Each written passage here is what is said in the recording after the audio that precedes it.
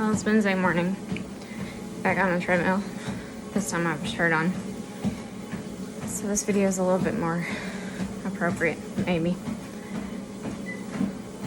I know I said I'd post another video after the vet visit. I didn't have the mental energy to do it. I also had work that I needed to put in the computer because I switched today, and that involves a whole slew of switching schedules around because of what I do. So here I am. And I'm not gonna lie, today feels like another setback.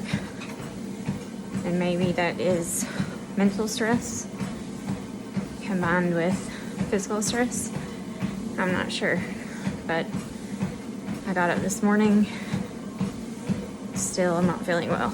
Still sore throat. The chest pain that I had for so long that no doctor could explain is back. That's been one of the roughest post-COVID symptoms for me, is the chest pain, is the feeling like you're having a heart attack. Now, I sound like I'm having trouble breathing right now because I'm on a treadmill on an incline at a reasonable pace. Normally, I'd be walking a lot faster than this, but like I said, I'm not pushing my limits because I'm not going to push myself right straight into bed rest. Mental health and physical health go hand in hand. I say this in my career. I say this in my personal life because I truly believe it.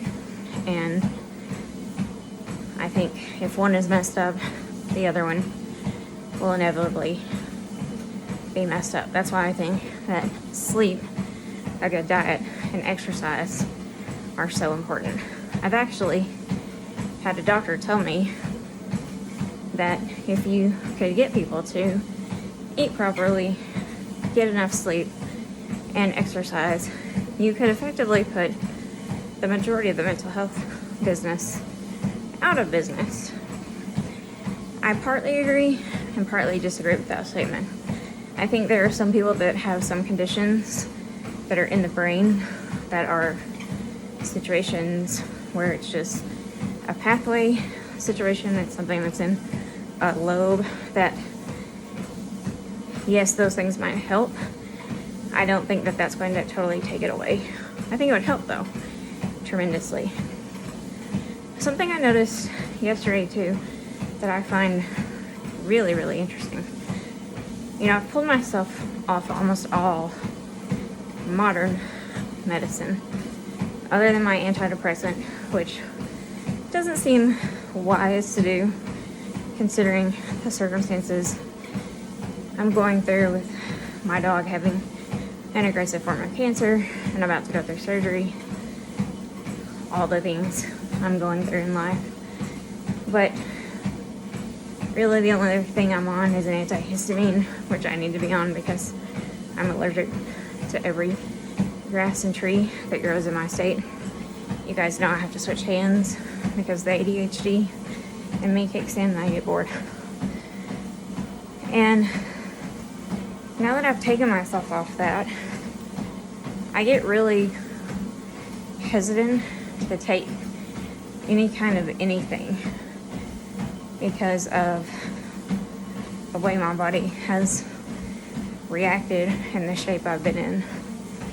I looked back on a TikTok I posted. It was on August 29th. I was in my bed, and it was something I posted because it was one of the trends at the time where you kind of smile what you're going through.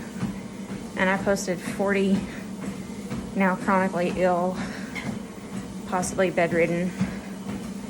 So that was a month ago. And now I'm up walking on a treadmill,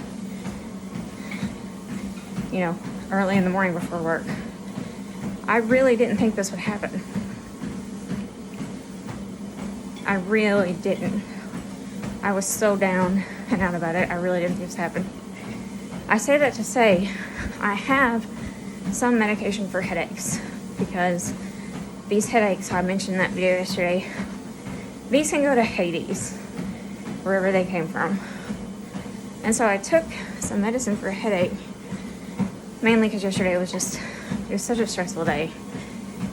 And when I tell you, probably the instant that medication hit my body, I felt horrible, worse than I felt already.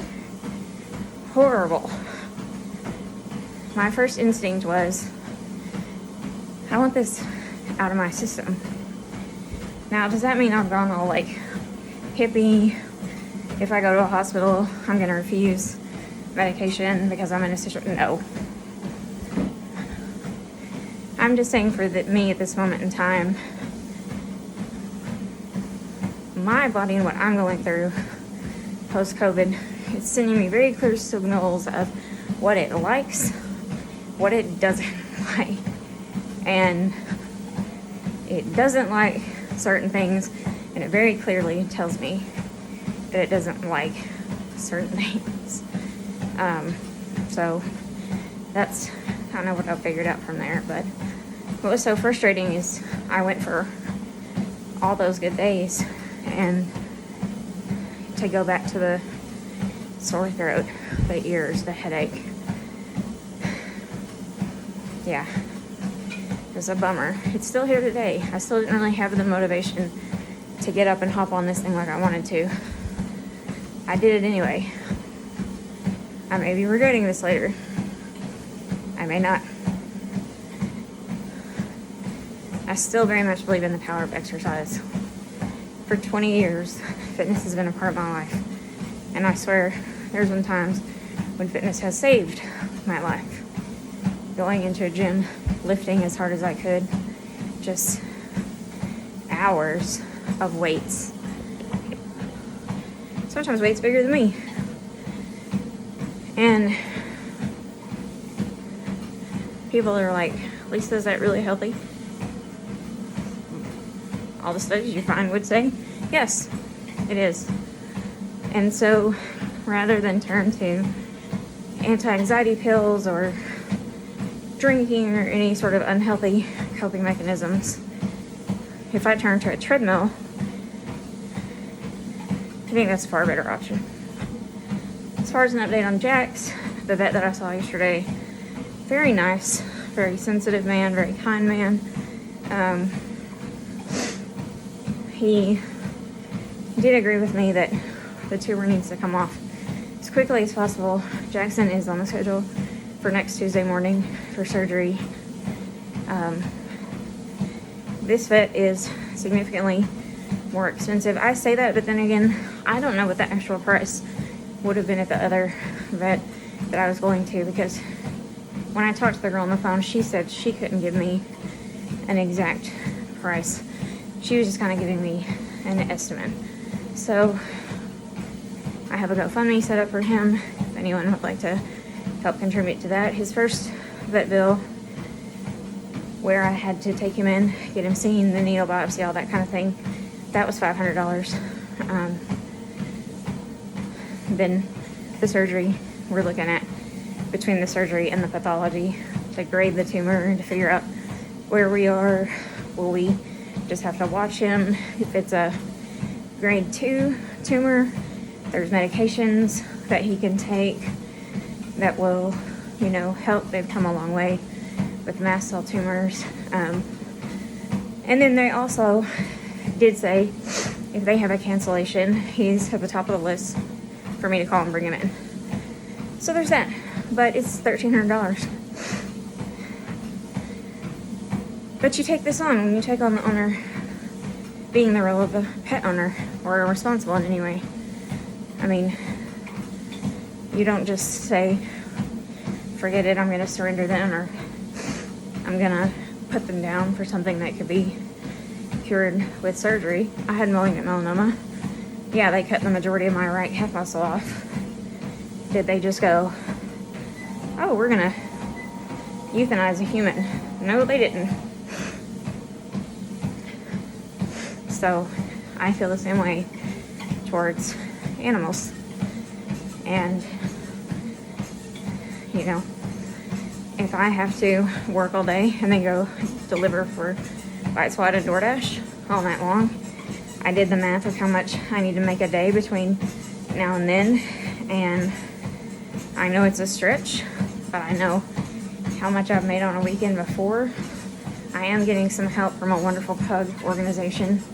They're giving me $300 towards the bill, which is amazing for them to do that.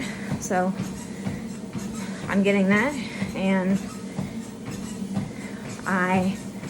other than that, my body allowing, without running it to the ground, I'm gonna get out and hustle my tail off to get as much money built up as I can, because